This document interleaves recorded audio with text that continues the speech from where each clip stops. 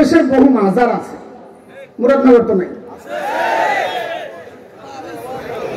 আচ্ছা সত্য, ওই মাজারে অনেক বাবারা থাকে। সেটা হলো কেউ শেকল বাবা, তালা বাবা, ছালাসা, খেতাসা, বদনাসা, এখন খালি বাকি আছে ফিডাসা।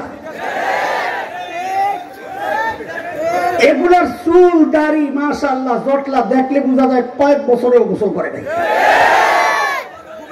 তো গোসল না করলে নামাজ কেমনে পড়বো? নামাজও পড়ে না। এই অপব্যাখ্যার সুরত দেখাই দিয়েছি, খেয়াল করে। এদেরকে যদি জিজ্ঞেস করা হয় নামাজ কেন পড়ছ না, তো কব কোরআনে আছে একই নায়া বললে, এই যে অপব্যাখ্যা, একই নায়া বললে নামাজ লাগে না। কোরআনের আয়াত কি? ওয়া'বুদ রাব্বাকা হাত্তা ইয়াতিয়াকাল ইয়াকিন, তুমি তোমার রবের ইবাদত করো তোমার ইয়াকিন আসার আগ পর্যন্ত। সমস্ত মুফাসসির বলেন এই ইয়াকিন মানে হচ্ছে মৃত্যু। ইয়াকিন মানে, আর ওরা ইয়াকিন মানে হচ্ছে অন্তরের বিশ্বাস। আমগো ইয়াকিন আয়া বসে, মোল্লা গো ইয়াকিন আয়া না, এই জন্য মোল্লারা নামাজ পড়ে, আমগো নামাজ লাগে না। শোনেন একটা বিষয়, সূক্ষ্ম কথা। কেউ যদি নিজেকে নবীর চেয়ে দামি মনে করে, চোখ বন্ধ করে বুঝতে হবে এটা শয়তান। কেন? কারণ শয়তানই সর্বপ্রথম নিজেকে নবীর চেয়ে দামি দাবি করেছিল। আনা খায়রুম মিনহু বলে, আমি আদমের চেয়ে উত্তম।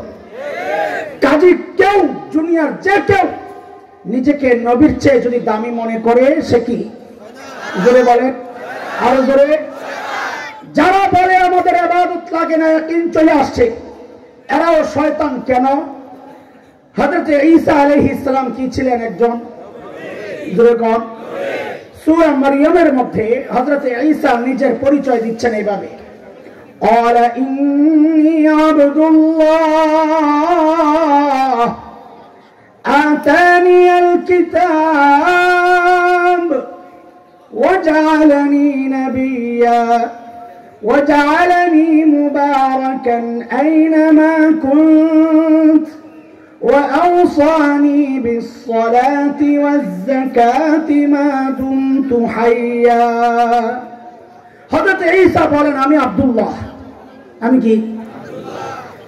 তবে তোমরাও আব্দুল্লাহ, আমিও আব্দুল্লাহ। বেশ কম হচ্ছে, আমাকে আল্লাহ কিতাব দিয়েছেন এবং আমাকে নবী বানিয়েছেন, এবং আল্লাহ তাআলা আমাকে এক নিয়ামত দিয়েছেন যা আমার সাথে যেটাই সম্পৃক্ত হয়, আমি যেখানেই থাকি আল্লাহ সেখানে বরকতে ভরে দেন।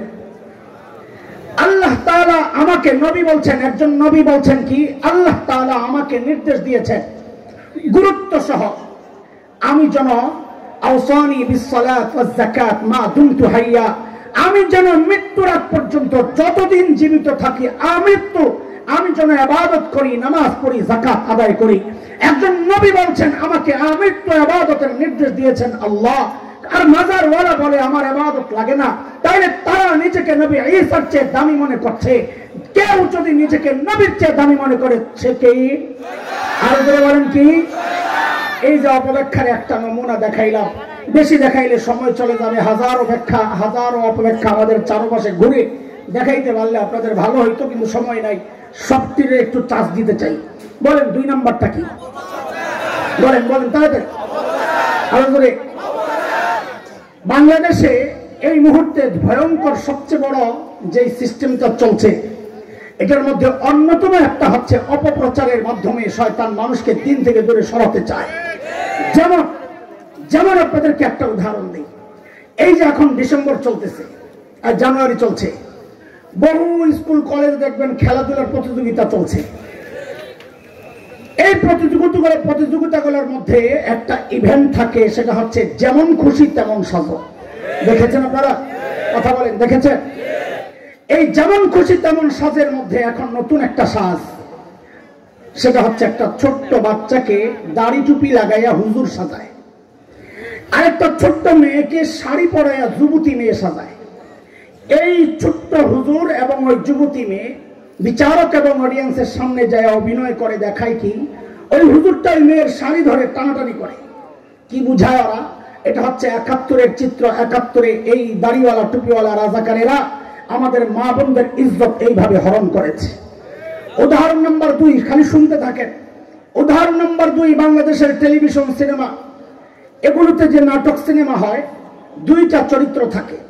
একটা ভিলেন আর একটা নায়ক। নায়ক দিয়া সমাজের সব ভালো কাজগুলো ওরা সাজায়, আর ভিলেনকে দিয়া সমাজের সব নিকৃষ্ট কুৎসিত কাজগুলো করায়। ইদানিং আমরা শুনতে পাচ্ছি ওই ভিলেন সাজাইতে গিয়ে ওরা ভিলেনের মাথায় একটা টুপি লাগায়া দেয়, মুখে একটু দাড়ি লাগায়া দেয়। উদাহরণ নম্বর 3, 2013-র কথা, আপনাদের মনে থাকার কথা, ঢাকার শাহবাগে গণজাগরণ মঞ্চ বসেছিল, মনে আছে? দাবি কি? যুদ্ধাপরাধীদের বিচার ত্বরান্বিত করার দাবি। দেখেন, এই দাবির সাথে আমাদের কোনো শত্রুতা মিত্রতা কোনোটাই নাই। আমরাও চাই যুদ্ধাপরাধীদের বিচার হোক, আমরাও চাই সমস্ত জালিমের বিচার হোক, কিন্তু আমাদের আপত্তির জায়গাটা ছিল কোন মজলুম যেন জালিমের জায়গায় না আসে, এবং তাই হয়েছে। আল্লামা কোরআনের পাখি আল্লামা দিলাওয়ার হোসেন সাঈদী রাহিমাহুল্লাহ তাআলা তিনি 71-এ দর্শন করেছে, কারো বাড়িঘর লুট করেছে, এটা একটা পাগলও বিশ্বাস করে না। কালো মানিক্যদের মতো মানসিক বিকারগ্রস্ত দালালরা ছাড়া এটা কেউ দাবিও করে না। এই জন্য ওই শয়তানকে যখন ছেলেপেলেরা সীমান্তে পেয়েছিল, পিটায়া কলা পাতার মধ্যে শোয়া দিছিল। আমি বলি তার বিচার হয় নাই, এখন তো আদালতে চলে গেছে, তার আগে কানটা সারার দরকার ছিল। ওর টুকরা টুকরা করে পাগলা কুত্তা দিয়ে শরীরটা খাওয়ানো দরকার ছিল।